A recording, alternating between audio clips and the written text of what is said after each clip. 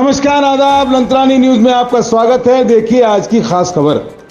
दोस्तों, शहर भिवंडी के हफीज हॉल में जनाब अब्दुर्रहमान आईपीएस की तहरीर करदा किताब absent in politics and power में जिक्र करदा मौजू सियासत में मुसलमानों की हिस्सेदारी और हालिया असम्बली इलेक्शन में नुमाइंदगी पर सैर हासिल गुफ्तगू के लिए इल्म व अदब फाउंडेशन, मौलाना आज़ाद विचार मंच और नेशनल कॉन्फ्रेंस फॉर माइनॉरिटीज़ के जरिए मुनक़िदा जलसा आम में कौम के अकाबरीन ने खिताब फरमाते हुए मुसलमानों को मुत्तहिदा तौर पर बेदार होने और लाए अमल की तश्कील पर जोर दिया।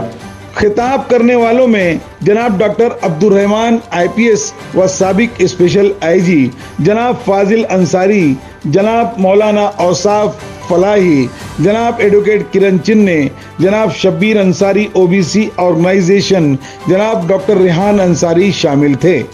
कलीदी खुतबा मोहतरम मौलाना सज्जाद नुमानी साहब ने पेश किया, जबकि जनाब सीमा अनवर ने निजामत के फ़राइज़ बखूबी अंजाम दिए। प्रोग्राम को कामयाब करने में जनाब शुजाउद्दीन अंसारी, जनाब एडवोकेट जसीम शेख, जनाब अंसार गुड्डू, जनाब मतलूब नन्हे भाई, प्रिंसिपल ज़ियाउर रहमान साहब, जनाब अब्दुल जब्बार भाई, जनाब शहजाद पटेल और मुफ्ती हुज़ैफा साहब का बड़ा हाथ रहा। पूरा हफीज़ हॉल सामईन से भरा हुआ था। पेश है लंत्रानी न्यूज़ की एक खास रिपोर्ट। मैं सोहेल अंसारी, देखते रहिए लंत्रानी न्यूज़ लाइव।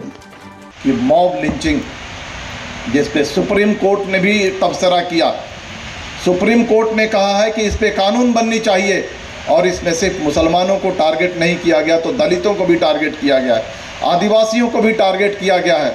धुलिया ज़िले के साकरी में जो हमारे जो नोमैडिक ट्राइब्स के लोग हैं उनको भी टारगेट किया गया है, लेकिन मॉब लिंचिंग पर आज तक कानून नहीं बना है। और ये सारा इसलिए हुआ जो मैंने कहा कि पार्लियामेंट में आपकी उचित भागीदारी नहीं है, पार्लियामेंट में आपकी आवाज़ नहीं है। दूसरी बात मैं कहना चाहूँगा कि जिस तरह से पार्लियामेंट में आपकी आवाज़ नहीं है, स्टेट असेंबलीज में भी आपकी आवाज़ नहीं है।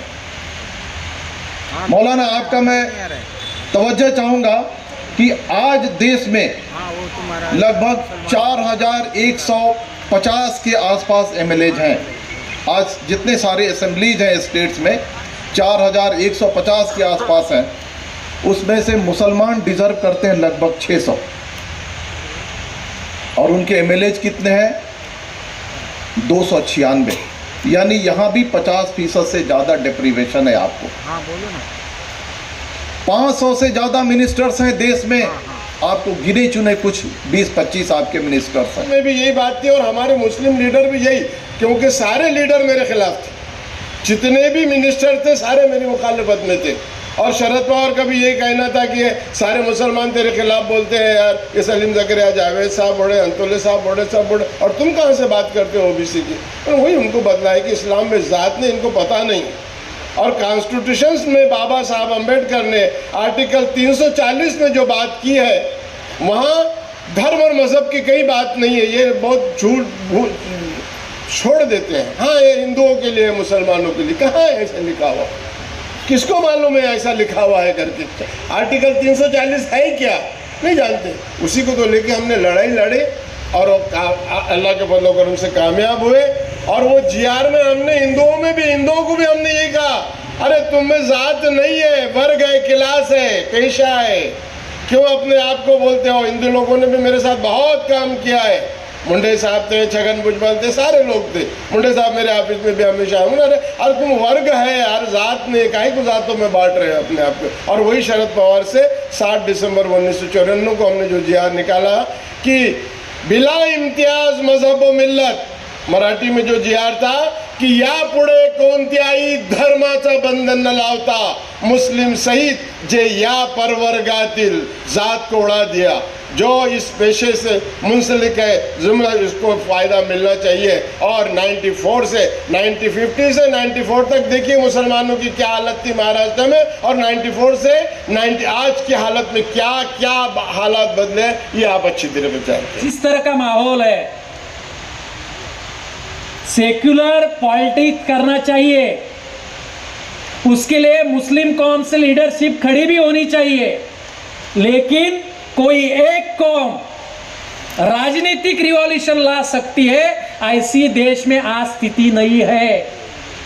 आपको दलित को साथ में जोड़ना पड़ेगा, आपको आदिवासियों को साथ में जोड़ना पड़ेगा, माइनॉरिटीज में जो जो लोग हैं उन सबको एक साथ जोड़ना पड़ेगा और इस देश की जमहूरियत को बचाना पड़ेगा। ये देश 2024 के बाद एक तो कॉन्स्टिट्यूशन के हिसाब से चलेगा या तो मनुस्मृति के हिसाब से चलेगा।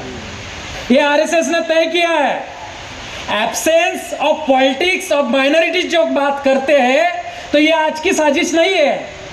ये जब गोलवलकर आरएसएस का बंच ऑफ थॉट लिखा, वी नेशन वुड डिफाइन नाम की किताब लिखी, उसमें ही लिखा गया है कि यहाँ के मुसलमानों को, दलितों को सेकेंडरी सिटीजनशिप होनी चाहिए। जब वो सत्ता में आए तो उन्होंने वो लागू किया।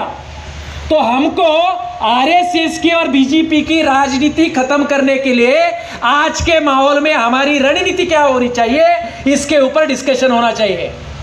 ना केवल मुस्लिम धर्म के अंदर होना चाहिए, बल्कि दलित वर्ग, जो प्रागतिक विचार के जो संगठन है, जो सेकुलरिज्म को मानते हैं, ऐसे सारे लोग को एक साथ आकर एक स्ट्रैटेजी बनाकर हमको पॉलिटिक्स का एक अच्छा रणनीति बनाकर इस 2024 में सामना करना पड़ेगा।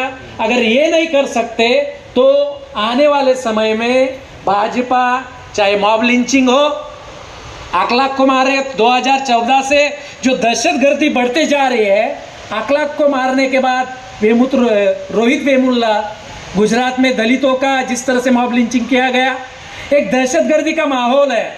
और उस माहौल को कायम करने के लिए जो ब्राह्मणवादी ऑर्गेनाइजेशन है वो पूरी तरह से काम कर रही है। ये कौन अहमक लोग हैं जिन्होंने ये मान लिया कि हम अकलियत? एब्सोल्युटली झूठ है ये। इस मुल्क के मजलूम अकलियत में नहीं है, ओवरवेलमिंग मेजॉरिटी में है, जबरदस्त अक्सरियत में है। लेकिन मुसीबत क्या है, हम ट्रैप में फंसते चले जा रहे हैं। शुरू से बराबर ट्रैप में फंसते हैं, क्योंकि पॉलिटिकल एजुकेशन हमारी नहीं है, हमारी तालीम नहीं हुई है सियासी। उलमा ने अपने मिंबरों से आवाम को सियासी शऊर देने में ज़बरदस्त कोताही की है। ये और कोई नहीं कहेगा, मैं कहने का हक रखता हूँ। कुरान मजीद के हर तीसरी चौथी सफ़े पर सियासी शऊर की आयात हैं, हर दूसरे सफ़े पर सियासी शऊर की आयात हैं। मैं इस वक्त कम है इसलिए वो आयात कोट नहीं करूँगा। सूरह बकरा भरी पड़ी है सियासी शऊर के, सूरह आल इमरान भरी पड़ी है सियासी शऊर के, मगर उलमा भी कुरान को जिंदा किताब की हैसियत से नहीं समझते, वो तिलावत की तरफ पढ़ते हैं। तो हम दूसरे लोगों से क्या शिकायत करें, उनको तो तिलावत भी नहीं आती।